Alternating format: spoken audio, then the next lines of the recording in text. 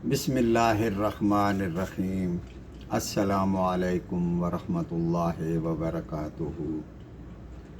ترجمہ قرآن مجید کا سلسلہ آگے بڑھاتے ہوئے آج ہم سورہ آل عمران کی آیت نمبر 156 سے 165 تک کا ترجمہ پڑھیں گے۔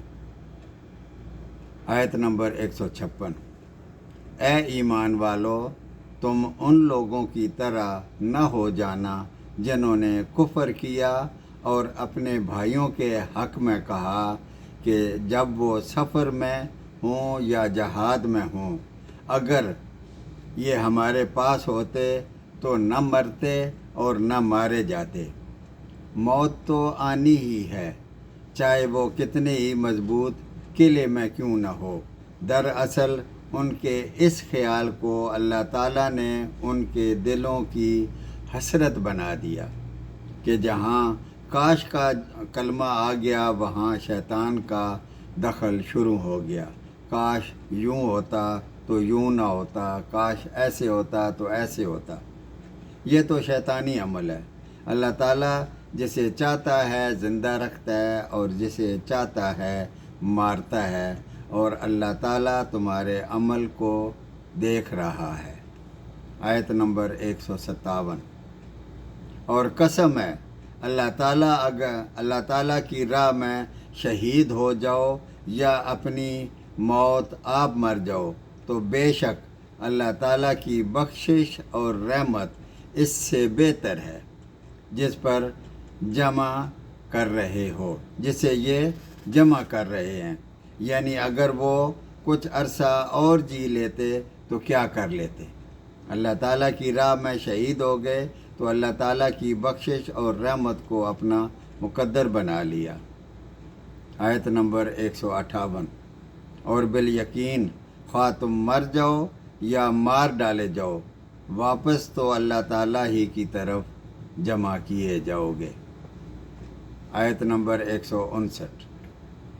اللہ تعالیٰ ہی کی رحمت کے باعث آپ ان پر نرم دل ہیں، اور اگر آپ تلخ زبان استعمال کرتے اور سخت دل ہوتے تو یہ سب آپ کو چھوڑ کر چلے جاتے، کیونکہ یہ سب لوگ رضاکارانہ طور پر آپ کے پاس آئے ہیں۔ کوئی اس وقت فوج کا باقاعدہ نظام تو نہیں تھا اور نہ یہ تنخواہیں لیتے تھے، یہ تو اللہ تعالیٰ اور اس کے رسول کی محبت میں جمع ہوئے تھے۔ سو آپ ان سے درگزر کریں اور ان کے لیے استغفار کریں۔ یہ ان لوگوں کے بارے میں بات ہو رہی ہے جو جنگ احد میں بھگدڑ مچنے کے بعد میدان جنگ سے نکل گئے تھے۔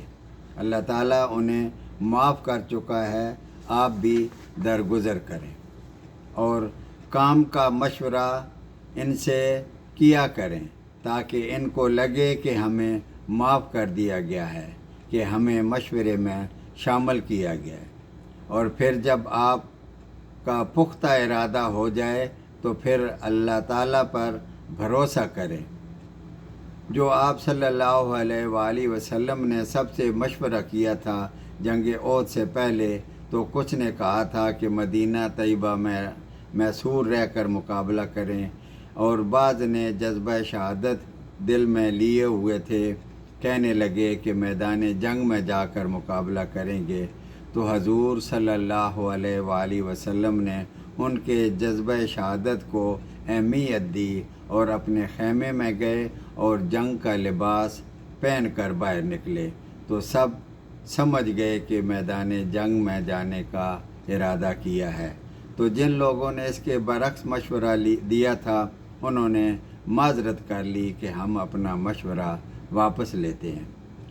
یہ اس بات پر بات ہو رہی ہے کہ جب آپ کا ایک پختہ ارادہ ہو جائے تو اللہ تعالیٰ پر بھروسہ کریں، بے شک اللہ تعالیٰ توکل کرنے والوں سے محبت کرتا ہے۔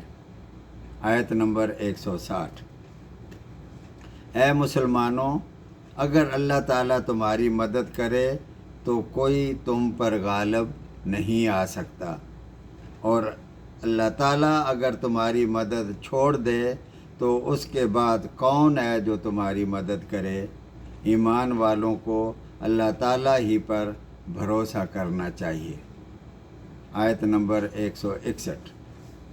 اور ناممکن ہے کہ نبی سے خیانت ہو جائے۔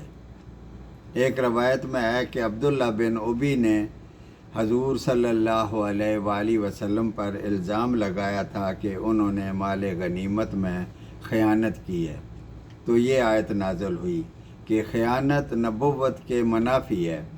اگر نبی ہی خائن ہو تو پھر اس نبوت پر یقین کون کرے گا؟ اللہ تعالیٰ فرماتے ہیں خیانت کرنے والا خیانت لیے ہوئے قیامت کے دن حاضر ہوگا، پھر ہر شخص کو اس کے اعمال کا پورا بدلہ دیا جائے گا اور ان پر ظلم نہ کیا جائے گا۔ آیت نمبر 162۔ کیا وہ شخص جو اللہ تعالیٰ کی خوشنودی کے حصول میں ہے اس شخص کے برابر ہے جو اللہ تعالیٰ کی ناراضگی لے کر لوٹتا ہے اور جس کی جگہ جہنم ہے جو بدترین جگہ ہے؟ آیت نمبر 163۔ اللہ تعالیٰ کے پاس ان کے الگ الگ درجے ہیں، سب نیک لوگ برابر نہیں اور سب بدکار لوگ برابر نہیں، سب کی درجہ بندیاں ہیں اور ان کے اعمال تمام اعمال کو اللہ تعالیٰ دیکھ رہا ہے۔ آیت نمبر 164۔ بے شک مسلمانوں پر اللہ تعالیٰ کا بہت بڑا احسان ہے کہ انہی میں سے ایک رسول ان میں بھیجا جو انہیں اس کی آیتیں پڑھ کر سناتا ہے اور انہیں پاک کرتا ہے اور انہیں کتاب اور حکمت کی تعلیم دیتا ہے۔ یقیناً یہ سب اس سے پہلے کھلی گمراہی میں مبتلا تھے۔ آیت نمبر 165۔ اس آیت میں بھی جنگ احد کے نتائج پر بات ہو رہی ہے کہ جب تمہیں ایک ایسی تکلیف پہنچی کہ تم اس جیسی دگنی تکلیف تم دشمن کو پہنچا چکے تو یہ کہنے لگے کہ یہ کہاں سے آ گئی؟ اس وقت اللہ تعالیٰ نے مدد فرمائی تھی تو اب کیوں نہیں فرمائی؟ آپ کہہ دیجئے کہ یہ خود تمہاری طرف سے ہے، تم نے نظم توڑا، تم نے نافرمانی کی، اس کی سزا تو ملنی ہی تھی، ابھی تو بڑے بڑے معاملے آنے ہیں، اگر اسی طرح تم نظم توڑتے رہو گے تو نتیجہ تو اسی طرح نکلے گا۔ بے شک اللہ تعالیٰ تو ہر چیز پر قادر ہے۔ صدق اللہ العظیم۔